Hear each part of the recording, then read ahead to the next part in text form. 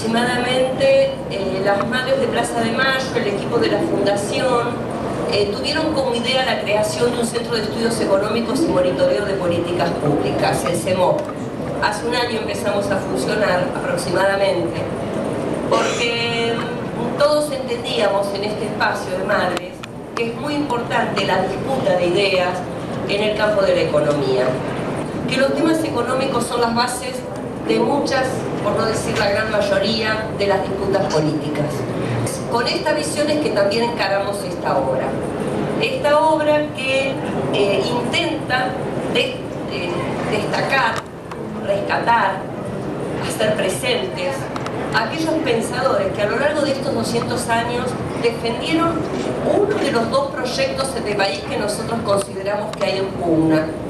Un proyecto que tuvo muchas épocas en las que se aplicó en nuestro país, pero que también hay otro proyecto que le disputa permanentemente la posibilidad de consolidarse, que es el que nosotros llamamos un proyecto nacional, un proyecto aliado a los intereses de la región, un proyecto que piensa en la patria grande, como la pensaron los próceres de Mayo.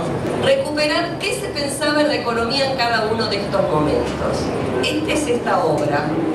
Es mostrar cómo el pensamiento económico siempre está ligado a intereses económicos. Por eso describimos quiénes eran los principales actores sociales y qué disputas se estaba dando en ese momento en la sociedad. Allá en la sociedad colonial, más tarde en la sociedad de fin del siglo, con la generación del 80 o el país agroexportador, cómo estaba la sociedad en esos momentos, cuáles eran los actores de poder que estaban defendiendo estos proyectos y quienes con las ideas que expresaban los apoyaban o trataban de ganar espacio desde otro lado.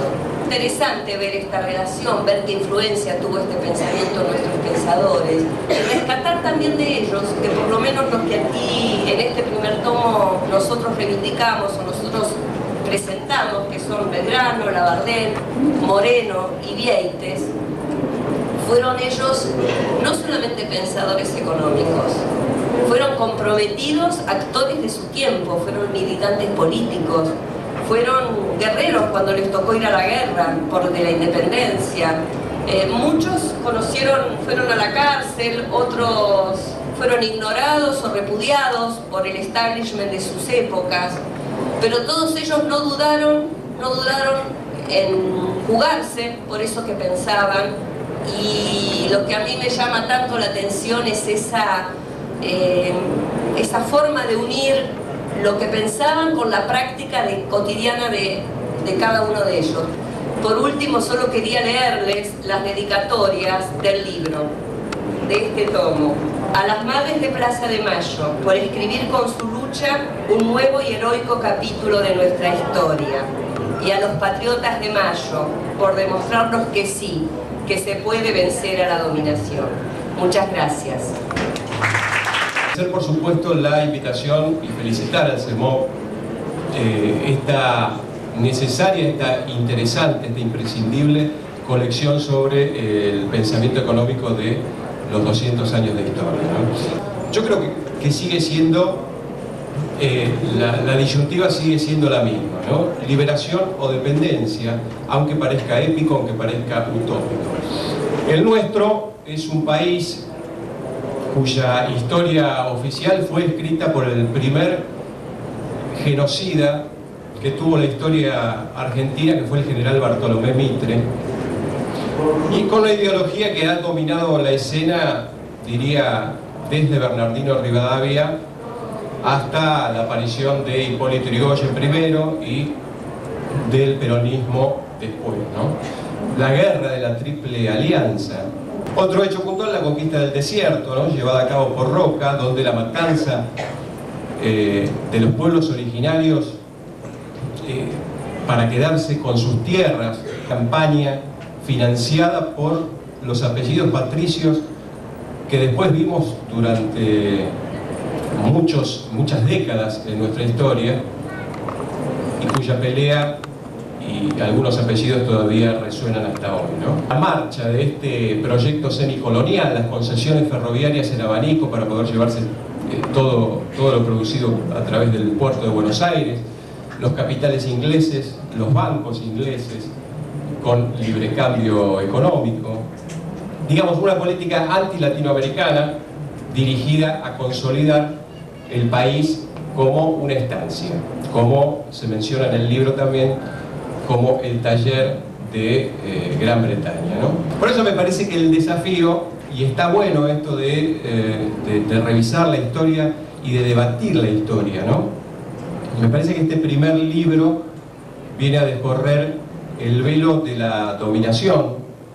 Me parece que conocer en profundidad el pensamiento económico de los hombres que forjaron el país va a servir para saber de dónde venimos, qué queremos ser y hacia dónde vamos. Se ha visto que la economía es una ciencia dura, que no sirve, que es obviamente no tiene nada que ver con pueblos, pero ciertamente creo que hay una responsabilidad nuestra de tener que decir que sí es importante ver ideas.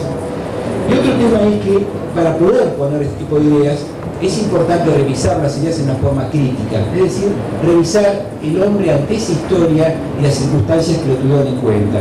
Digo esto porque este libro se leerá en el año 2010, en adelante también. Lo tenemos que leer con los ojos de estas nuevas condiciones, desafíos y referencias que tiene nuestra época.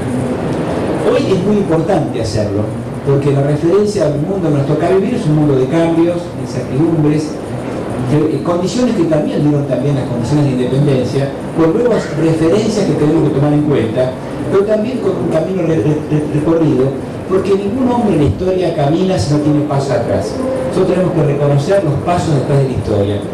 Esta colección es muy importante en ese sentido, esta revisión de textos que está haciendo, sobre todo lo importante y del futuro, un grupo de gente joven que piensa que revisar esta historia en la forma que lo están haciendo va a ser útil no solo para el debate académico, sino también para el debate social, de la militancia social, política de Argentina.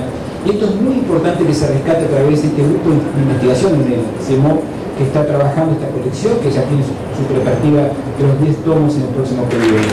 Por lo grato que fue trabajar con este primer volumen, ¿no?, que se llama Entre el monopolio y el libre comercio, ¿no? Ese nombre que es casi como decir entre la espada y la pared, ¿no? Uno no sabe con quién quedarse, no es muy estimulante ese nombre, sobre todo ahora que estamos hablando tanto en la Argentina de lo que son los monopolios, ¿no? Trata de un estudio preliminar de mi parte seguido de la selección de textos de los mismísimos autores, lo cual lo hace más interesante.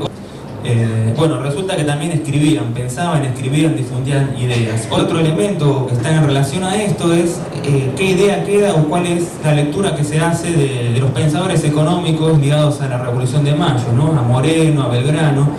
Bueno, comúnmente se tiene la idea de que eran menos reproductores de las ideas europeas, ¿no?, que no aportaban nada, y que encima esas ideas europeas que venían a bajar acá eran las del liberalismo económico. Hay algunos elementos, se hace una comparación en el texto, se muestra que hay algún elemento venía de la fisiocracia, ¿no?, de los mercantilistas, del liberalismo, pero lo que hay que recalcar, y uno se lleva la sorpresa al leer los autores de primera fuente, y esta es la intención de la colección, acercar a ustedes textos que son difíciles de conseguir, ¿no?, posiblemente, y leerlos de primera fuente. Se ve que ese no es en realidad la lectura que hacían de los autores clásicos. Ellos estaban muy al tanto de los autores europeos, pero hacían su propia interpretación en relación a los intereses nacionales. Y eso es lo que queremos rescatar de estos autores y de esta colección.